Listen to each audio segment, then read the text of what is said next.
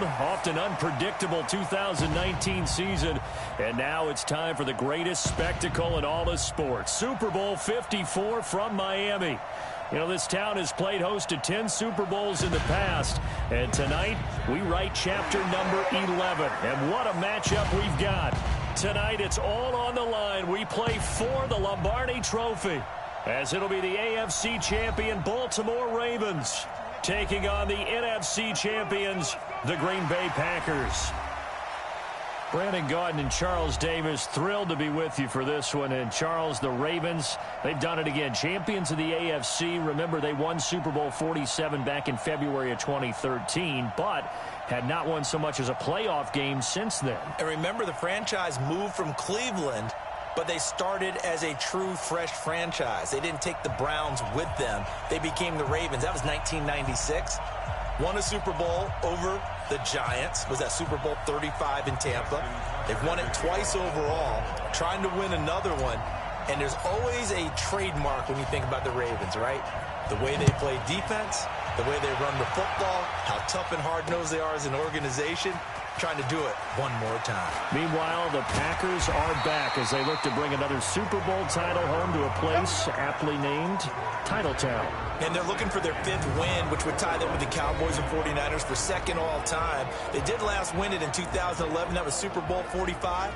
Aaron Rodgers leading them over the Pittsburgh Steelers. But when you talk about titles, and you mentioned Titletown, they've won 13 championships overall when you count all the NFL titles prior to the Super Bowl era as well. So this is a town that's used to winning, and they expect to win this one as well.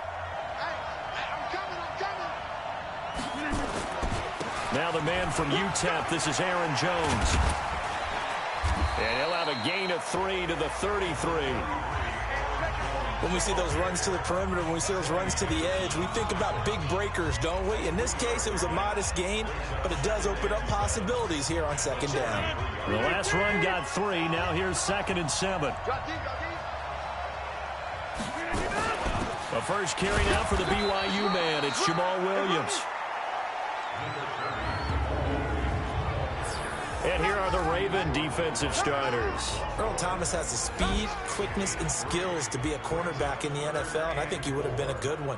But playing in the middle of this field as a free safety, I think he's the best eraser in the NFL. Takes care of any mistakes that happen in front of him and hardly ever lets anything get over his head. From the gun on 3rd down, Rodgers. Into heavy traffic, and it's intercepted. It's the former Seahawk, Earl Thomas.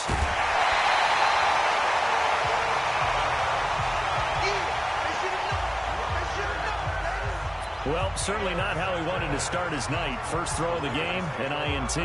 Yeah, it's not easy, but he's got to try and wipe that one away from the memory banks. And let's face it, it's not often a quarterback and a defensive back have a lot in common. But one thing, because they have these individual type plays, they've got to have short memories, don't they? DB gets beat, wipe it away, quarterback throws a pick, has to do the same thing. And down inside the 15, shy of the 10. 12 yards to pick up there, good for a Raven first. Our game not even 2 minutes old, but a quick red zone opportunity. They've got a 1st and 10 at the 11. They'll run for the first time with Mark Ingram. So he got free of 1 tackle, but couldn't do a whole lot else. They give him 4 yards there. It'll be 2nd and 6. Typically, we think it's the strong safeties that are better tacklers, especially closer to the line of scrimmage amidst traffic. But in this case, how about the free safety coming up and making the big-time play? Following the pickup of 4, here's 2nd and 6.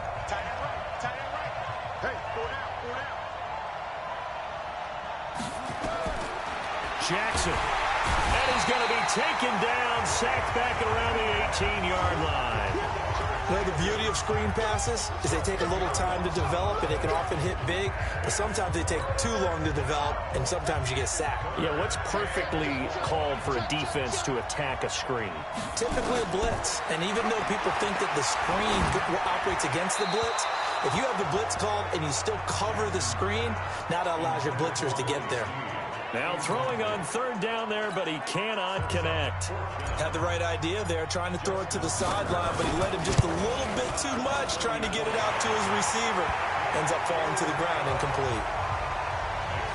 3 points, probably not going to win this Super Bowl, but at least you get something on the opening drive. And it's certainly not going to lose it. So the bottom line is, come away with the points now, come back and get greedy later, and try and put it in the end zone. Tucker now following the made field goal, set to kick it away. This fielded a few yards into the end zone.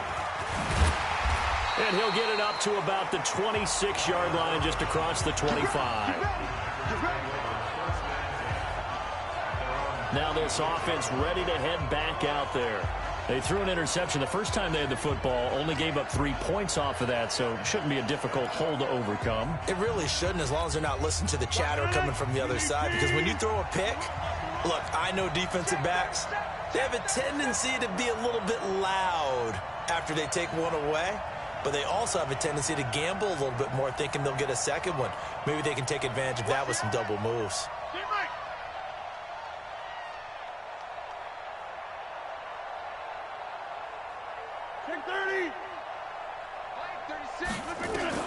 They go back to the air here after the INT on the last drive. Escaping the pressure right. The escapability in evidence there is that one good for 15 and a first. The last drive, remember, similar situation. He forced a ball into coverage through the pick. He learned better there. Yeah, similar to a golfer that's confronted with a shot that you just can't make. Sometimes you have to take your medicine, as they say, right? Just pull it down, take off, and go. Don't make something worse than what it was.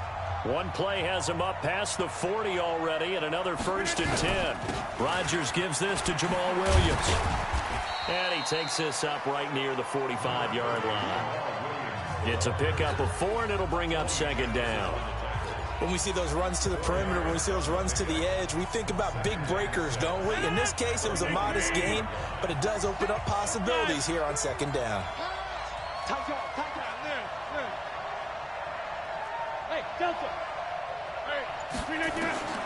From the 45 on 2nd down, Rodgers. And that is incomplete. A lot of force bearing down on him there. He could not hang on. It's 3rd down. It is tough to complete passes against zone defenses. The windows that you see open, they shrink pretty rapidly. How about being able to hit a moving target against a zone before the next guy can get there and make a play on the ball? Not easy for any quarterback, no matter the situation. And there, the defense won the battle. So after the 2nd down incompletion, they'll come up now against a 3rd and 6. Here's Rodgers to throw. He's got Adams on the hookup. And he's going to take it in. Touchdown, Packers. Davante Adams, 55 yards. And the Packers have taken the lead.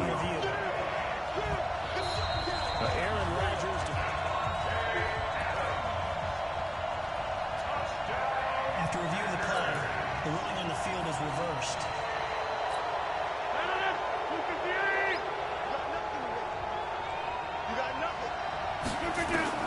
From the gun, it's Rodgers. And he's got it. It's caught for a Packers touchdown. Geronimo Allison there to make the grab. And once again, the Packers, they're back out in front. Good bounce-back drive right there through the pick on drive number 1. Drive number 2 leads them right down the field into the end zone. Agree totally. Excellent bounce-back, tremendous poise, confidence never lost, and obviously he transmitted that to his teammates as well. What a really nice drive.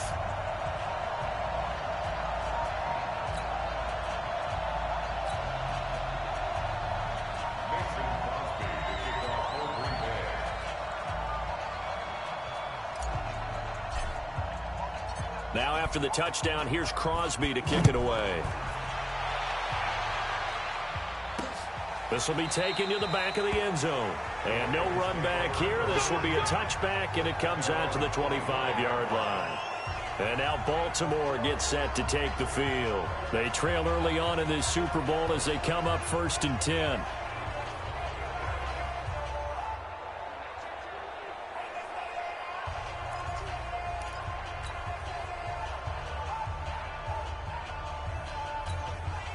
Jackson and the Ravens come up now 1st and 10 at their 25-yard line. The drive starts here with a carry by Ingram. And he is going to be stopped cold behind the line of scrimmage. That's going to go as a loss of a yard, and it'll be second down. Plays like we just saw there. That's why they're up right now. And the defense, they're doing their job. Yeah, it starts with the guys up front. So when you talk with GMs who are putting together a team, a lot of them say we're going to build from the inside out, because if you control the line of scrimmage, you control the rest of the ball game, and that's what we're seeing here. They're actually playing in the offense's backfield, not necessarily just playing at the line of scrimmage. Lamar Jackson, such a threat with those legs, able to improvise and get the first. That was an excellent job of recognizing the situation. His first read wasn't there. Heck, his second read wasn't there. But he bought himself a little extra time scrambling out of the pocket, got to the sticks, and picked up the first down. This is Ingram on 1st and 10. And he's going to be stopped up quickly here. Just a yard up to the 39. Brings up 2nd and 9 at the 39-yard line. After one, 7-3 the score on EA Sports.